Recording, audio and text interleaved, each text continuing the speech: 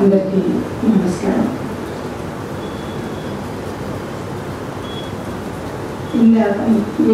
తిరుమలరావు గారు మాట్లాడుతున్నప్పుడు, శ్రీనివాస్ గారు మాట్లాడుతున్నప్పుడు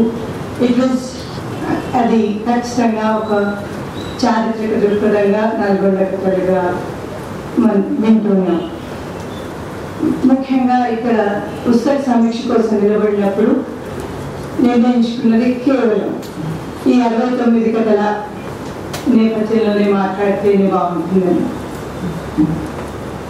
ముఖ్యంగా ఒక మంచి కొటేషన్ ఉంటుంది. ప్రతి మంచి రచయిత ఎక్కడ మొదలుపెట్టి తన కథనం కానీ నెరేటివ్ తన వ్యాసం కానీ ఎక్కడ మొదలుపెట్టి ఎక్కడ ఆపాలో ఖచ్చితంగా తెలిసిన వాడు మంచి రచయిత రాగలడు అని ఒక నమ్మకం ఉంటుంది. అట్లాగే అది ఈ పుస్తకానికి వర్తిస్తుంది అని ముందుగా నాకు అనిపించింది. ఇప్పటి 2011-12లో ఈ సంకలనం రావడం అన్నది పెద్ద సమయోచితమైన పని. ఇది ఇంతకు ముందు వస్తే నల్గొండ కథలుగా మనం అందరం ఇలా ఒక దగ్గరగా చేరి మాట్లాడుకునే వాళ్ళమో లేదో తెలియదు. కానీ ఖచ్చితంగా ఇప్పుడు 2011లో నల్గొండ కథలు అని వస్తున్నప్పుడు ఆ ప్రాంతీయత నుండి ఉద్భవించే ఒకప్పటి ఖచ్చితంగా మాట్లాడుకుంటే కూడా ఒక శతాబ్దం మీద ఒక దశకం 110 ఏళ్ల కిందటి కథతో మొదలుకున్న పుస్తకం 1902లో అచ్చైన బండారు లక్ష్మమ్మ గారి కథతో మొదలై రమేష్ అదారి గారి కథ జనవరి 2011తో ఈ 69 కథల ప్రయాణం నడుస్తుంది. అందులో ఒక వెసులుబాటుగా నౌన్ సత్యనారాయణ గారు ముందు మాటలో రాశారు. కథలన్నీ ఖచ్చితంగా చాలా మంచి కథలు, అందులో విశ్లేషణలు సమీక్షలు పెద్దగా అవసరం అవ్వలేదు అని. అయినప్పటికీ పాఠకుల హోదాలో ఖచ్చితంగా మనం వాటికి రియాక్ట్ అవ్వడం అనేది, వాటికి స్పందించడం అనేది జరుగుతూనే ఉంటుంది. వారి మాటల్లోనే మొదలు పెడితే కనుక వారి ముందు మాటలో రాశారు, most great writers are rooted in small worlds, whether it is Hardy's Wessex, Proust's Paris, or William Trevor's Ireland. The smaller the world, the wider is the writer's and the reader's sympathy. మన విషయం ఎంత చిన్నదైతే పాఠకులది కానివ్వండి, రచయితలది కానివ్వండి, ఆ రచనా విషయం ఎంత చిన్నదైనప్పుడు అంత విస్తృతం అవుతున్నది అని చెప్పుకుంటున్నప్పుడు సరైన ఒక యాక్ట్ కొటేషన్తో ఈ పుస్తకం ముందు మాటని నోని సత్యనారాయణ గారు మొదలు పెట్టారు. ఒక సినెక్ట్ ఒక అణువులో బ్రహ్మాండాన్ని చూసి ఒక పెద్ద రచనా ప్రక్రియ అది. అది నల్గొండ కాదు, ఒక విశ్వం. అందులోంచి వచ్చిన 110 రచయితలను తలుచుకున్న పుస్తకం. ఆ సంకలనాన్ని చేసిన వారికి శంకర్రావు గారికి ఖచ్చితంగా సభాముఖంగానే కాదు, ఈ భాష తెలిసి తెలుగు భాష తెలిసి చదువుకున్న వాళ్ళందరూ ఒకసారి కృతజ్ఞత తెలుపుకోవాల్సిన ప్రయత్నం. అందులో ముందుగా దీనికోసం ఈ 69 మంది రచయితలలో ఎంతమందిని నల్గొండను ఓన్ చేసుకున్నారు అని చూసుకునే కన్నా నల్గొండలో పుట్టి పెరిగి వారు రాసినందుకు గాను వారిని ఇప్పుడు నల్గొండ వాసులు వారి పదం చేసుకున్నందుకు వారిని తమ వారుగా గుర్తించి ఇన్నేళ్ల తర్వాత మళ్ళీ ఒకసారి అల్లా నారాయణ గారు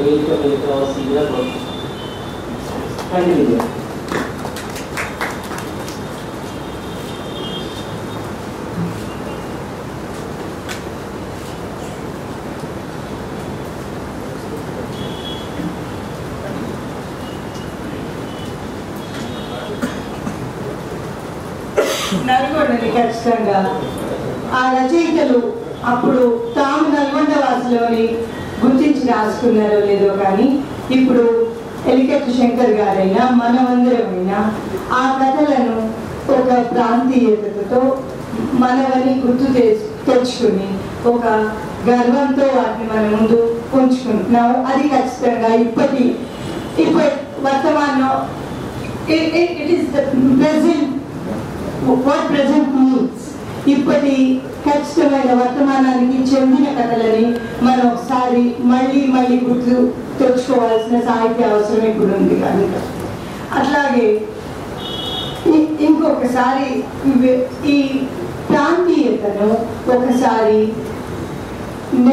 జాతీయ పరంగా చూసుకుంటున్నప్పుడు అది మనం మాట్లాడుతుంది ఒక చిన్న విషయం నుండి రచయిత రాస్తున్నప్పటి ఒక పరిధి నుండి దాన్ని మనం ఒక విశ్లేషణ వైపుగా కాకుండా చదువుతున్నప్పుడు ఆ కథలను చదువుతున్నప్పుడు అది అదే ఇన్నేళ్ల తర్వాత ఇది నా కథనే అనిపించుకోవడం.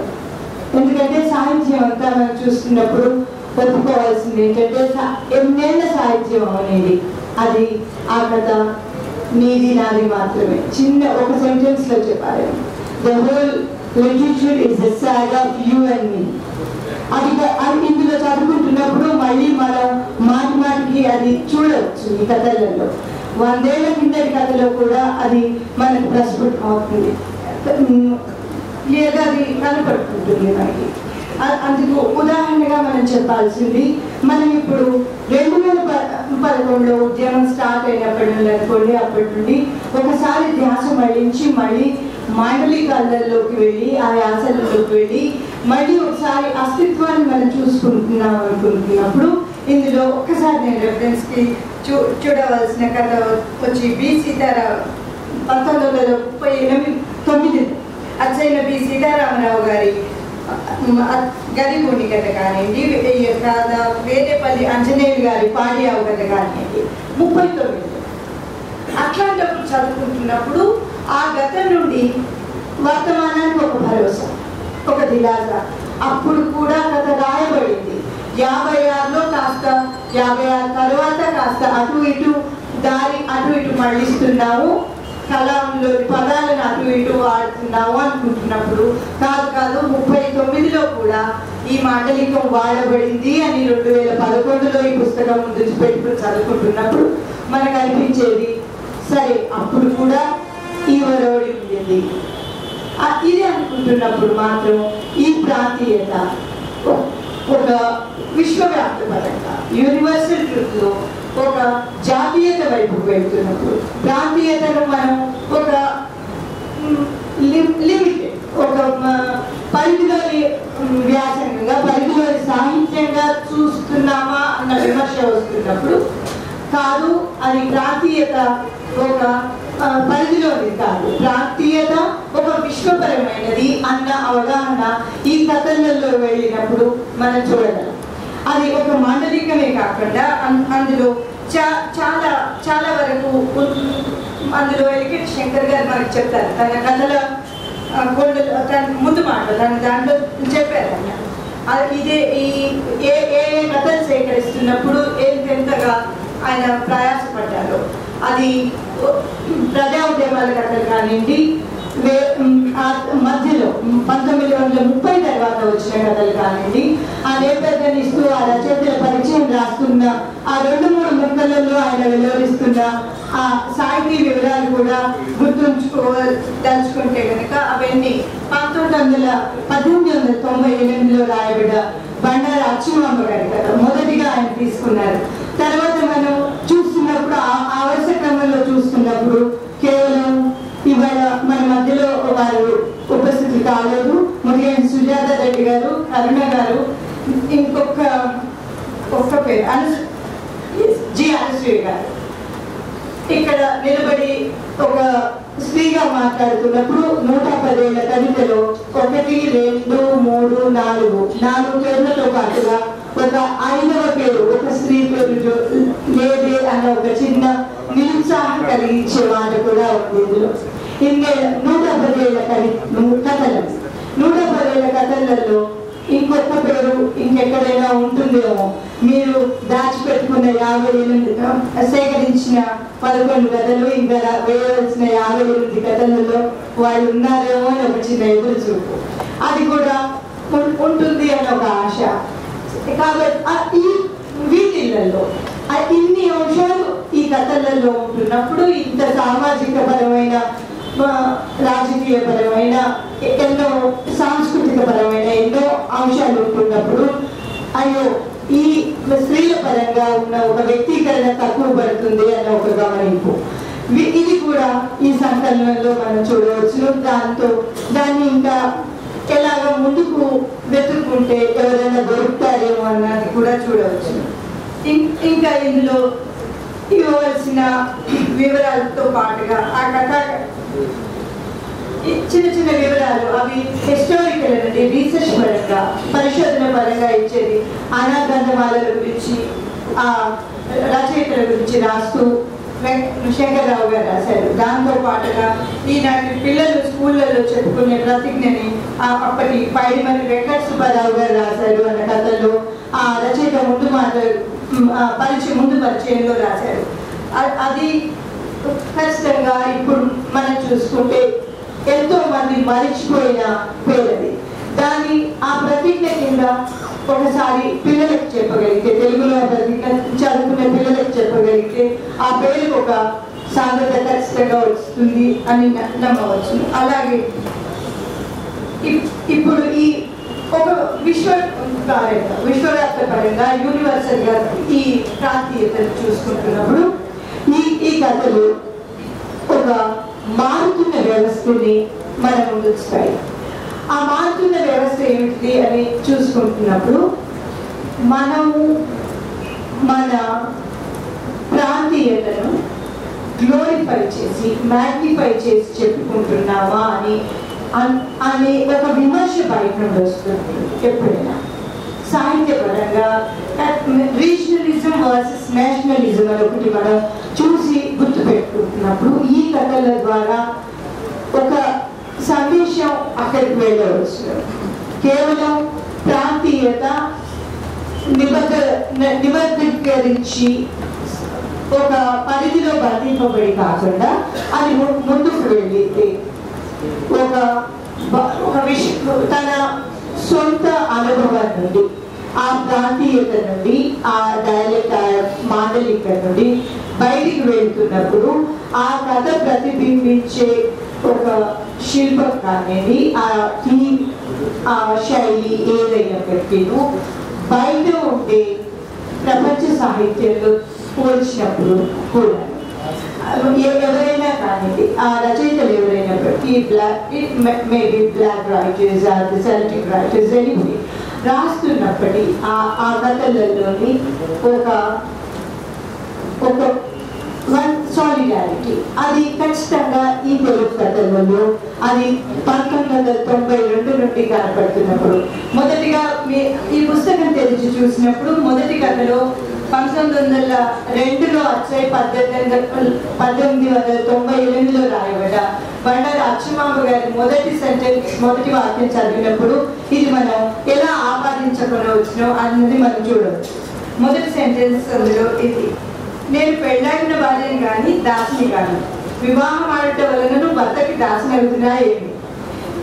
ఒకటి ఇది 2011లో ఈ వాక్యం చదివినప్పుడు అది ముఖ్యంగా ఎక్కడో 1898లో రాయబడింది అన్నప్పుడు ఇప్పటి పాఠకులకు కాస్త వింతగా అనిపించడం సహజం. అది ప్రాంతీయత కాదు, అది ఆ ప్రాంతీయతను తీసుకెళ్ళి అక్కడ ఈ బార్డర్స్ లో పెట్టవచ్చు. ఒక యూనివర్స్ ఎప్పటికైనా కూడా ఒక ఆలోచన విధానం అన్నది ఎప్పటికీ సాగేది. ఆ ఆలోచన విధానం ఇందులోనే ఉంది. దాంతో పాటుగా ఇందులో చూసిన ఉద్యమాలు ముఖ్యంగా ఇందులో ధరణి కోట సార్యంతో ఇంటి పేరుతో తండ్రి కొడుకులు రాసిన 2 కథలు ఉన్నాయి. ఆ 2 కథల్లో నుండి తేడా మనం చూడవచ్చు. 30-40 ఏళ్ల గ్యాప్ తో ఇద్దరు రాసినారు. ఆ 1947లో వచ్చిన కథ ముఖ్యంగా సామాజిక పరంగా సమస్యలు తెలిపితే 30 ఏళ్ల క్రితం రాయబడ్డ అదే ఇంటి పేరుతో గల ఆ తండ్రి గారి కథ చాలా మామూలుగా నడుస్తుంటుంది. కాబట్టి ఈ శైలి ఇతివృత్తాలు ఇవన్నీ కల్పనకి బయటగా ఒక సామాజిక సమస్యలను తీసుకొని నడుస్తున్నప్పుడు ఒక గమనించవలసిన విషయం పాఠకులుగా మన అందరూ అందులో 110 ఏళ్లుగా ఒక సమస్య పరంగా సాగుతున్నది సాహిత్యం. కేవలం కల్పన కాదు, ఇది కేవలం గ్రాంధికం కాదు. అలాగే ముందుకు సాగుతూ నడుస్తున్న సాహిత్యం ఒక ప్రాంతం నుండి వస్తున్నప్పుడు ఆ ప్రాంత సాహిత్యాన్ని ఒక వైశ్విక సాహిత్యంగా మనం చూడవచ్చును అన్న ఒక భరోసా ఒక్కొక్క కథలో. ఇది కేవలం నల్గొండనే కాదు, చూడండి, నల్గొండ నుండి మొత్తం ప్రపంచపరంగా అన్ని సమస్యలకు ఒక జవాబుగా అప్పటి సాహిత్యం నిలబడింది ఇప్పటి వరకు అన్న ఇంకొక భరోసా. అది ఇందులో మనం ఒక్కొక్క దాంట్లో చూడవచ్చు. ఒక్కొక్క కథలో ముఖ్యంగా 69 కథల్లో 50 కథల వరకు తీసుకొని చూస్తే అది ఖచ్చితంగా సమస్యల పరంగానే సాగుతుంది. సాహిత్యం ఏమి ఊహాజనితం కాదు. It's not the boy meets the girl all book stories. అప్పటి నుండి ఒక సమస్యను తీసుకొని ఈ ప్రాంతంలో రాయబడుతున్నాయి అన్నప్పుడు అది ఆ సాహిత్యానికి వాళ్ళు ఇచ్చిన విలువ. అందుకని ఆ ప్రాంతంలో మొదటి నుండి 110 ఏళ్ళ నుండి కేవలం సమస్యలు మాత్రమే ఉన్నాయి అనుకుందామా? అలా లేదు.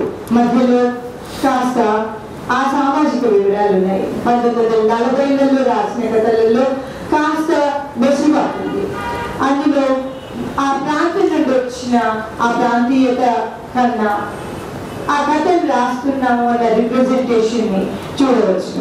ఆ తర్వాత మళ్ళీ 1970 నుండి వచ్చిన కథకుల్లో మళ్ళీ అదే ఆ సమాజపు సమస్యలు ఇవ్వడం అన్నది చూడవచ్చు.